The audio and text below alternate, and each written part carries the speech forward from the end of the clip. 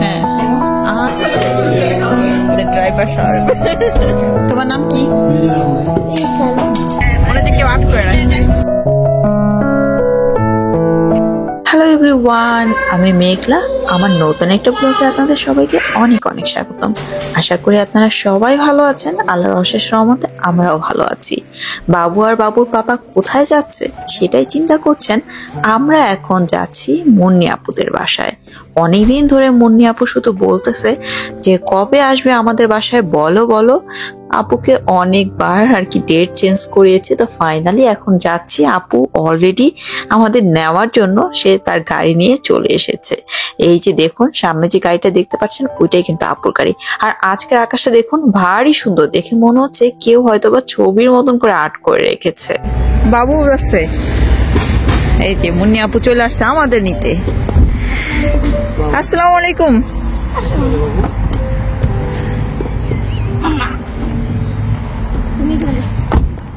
আপু আপনার পাগলামিতে আমরা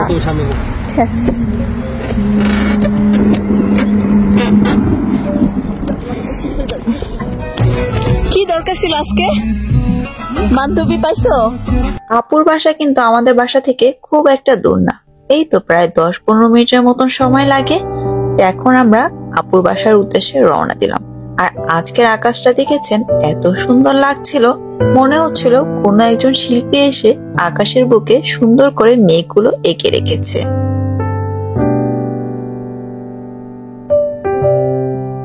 আপু আর ভাইয়া মিলে এখানে আগে থেকেই খাবার দাবারের সব কিছু প্রিপারেশন করে রেখে গুছিয়ে তারপরে আমাদেরকে গিয়ে আপু নিয়ে এসেছে।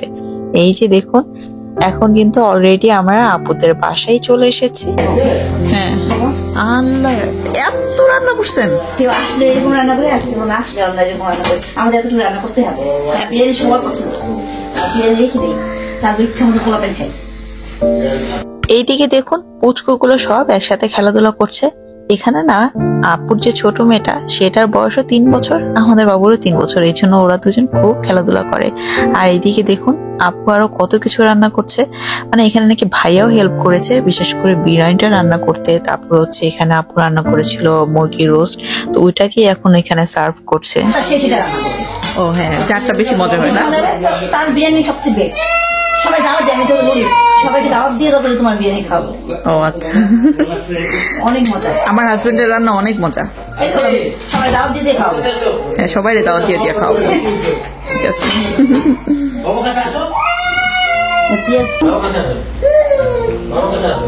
দুটো বাচ্চা এক সমান হওয়াতে না এই যে খেলনা ধরে টানাটানি করা করি আর কান্নাকাটি এগুলো চলছে, আবার খেলাধুলো করছে।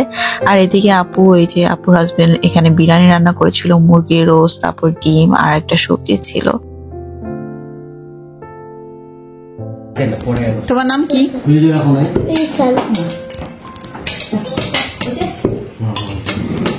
কিউট। আমি আবার উঠে নিয়েছি আমাদেরটা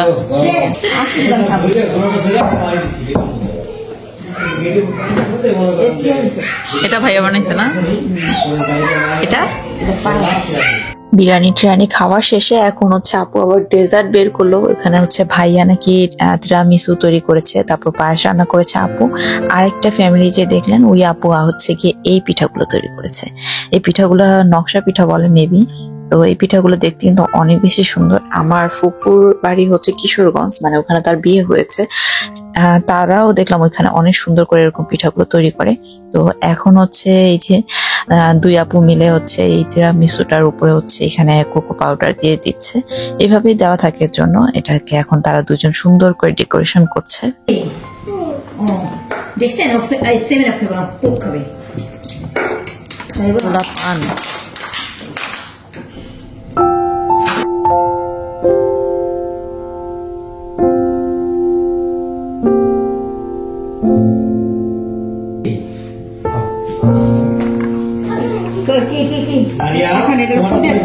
খুব সুন্দর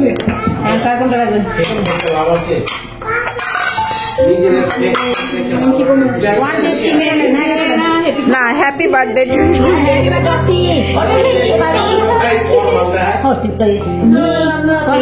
মোরা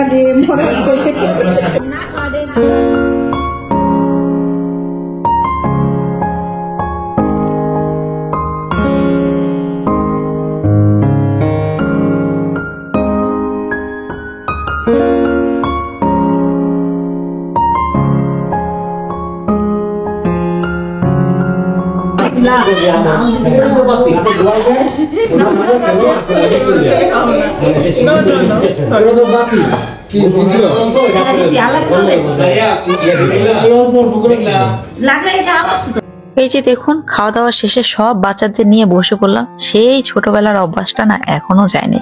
রং তুলি দেখলে মাথা নষ্ট হয়ে যায় ছবি আর্ট করার জন্য আমার। মানে আগেও আমি কোনো রিলেটিভদের বাসায় গেলে সেখানে যদি রং তুলি দেখতাম, সেখানে বসে পড়তাম ছবি আঁকার জন্য। আর স্কুলে তো আমি অনেক অনেক পুরস্কার আল্লাহর রহমতে জিতেছি এই ছবি আর্ট করে। এখনো না রং তুলি দেখে ভীষণ ইচ্ছে করছিল ছবি আর্ট করতে।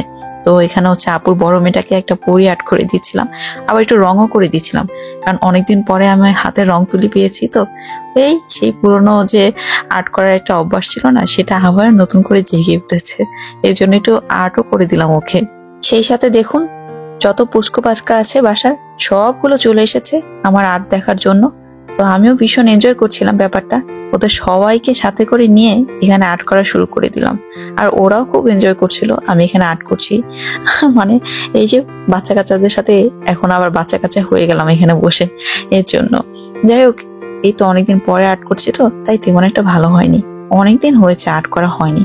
সেই বাবু হওয়ার আগে আগে তো প্রায় আর্ট করতাম নিয়মিত, আর বাবু হওয়ার পরে আর আর্ট করা হয়নি। বলতে গেলে 3 বছর পরে রং তুলি হাতে ধরলাম। যাই হোক, অনেকদিন পরে আর্ট করতে পেরে না আমার নিজের কাছে ভালো লাগছিল। আর বাচ্চারা না রং তুলি ধরে টানাটানি শুরু করে দিয়েছে আমার আর্ট করা দেখে। আর এইদিকে চলে আসলাম, তারা দুজন মিলে কি করছে সেটা দেখার জন্য কিচেনে চলে আসলাম। তো দেখলাম কি এখানে দুজনে মিলে ওই যে তেলের পিঠা না পোয়া পিঠা বলে সেটা ভাজতেছিল, আরো তৈরি করছিল এখানে চটপটি। তো এখানে যে অর্থি আপুকে আপু যে ইনভাইট করেছে মুন্নি আপু, অর্থি আপু দেখলাম মুন্নি আপুকে অনেক বেশি হেল্প করছে। এখানে হচ্ছে এখন ওই অর্থি আপুই চটপটিটা আর কি তৈরি করছে, আবার পোয়া পিঠাগুলাও সে তৈরি করছে। এই যে সে এখন দেখিয়ে দিচ্ছে এইভাবে করে চটপটি তৈরি করবেন, মানে মুন্নি আপুকে হচ্ছে গাইড দিতেছিল। এই তো বিকেল বেলা হচ্ছে এখন এই চটপটি তারপর পিঠা খেয়ে তারপর হচ্ছে বাচ্চারা তো অনেক এনজয় করলো, যেহেতু দুটো এক সমান বয়সে। এরপরে হচ্ছে আপু সামনে আমাদের ঘুরতে নিয়ে গিয়েছিল, তাদের এলাকার যে পার্কটা রয়েছে সেখানে কি অনুষ্ঠান হচ্ছে। তো আমরা এখন সেখানে যাব। আশা করি সেই ভিডিওটা আপনাদের সাথে পরবর্তীতে শেয়ার করবো, আপনারা সবাই দেখবেন। সবাই ভালো থাকবেন, সুস্থ থাকবেন। আপনাদের সাথে দেখা হচ্ছে আবার পরবর্তী ভিডিওতে। আল্লাহ হাফেজ।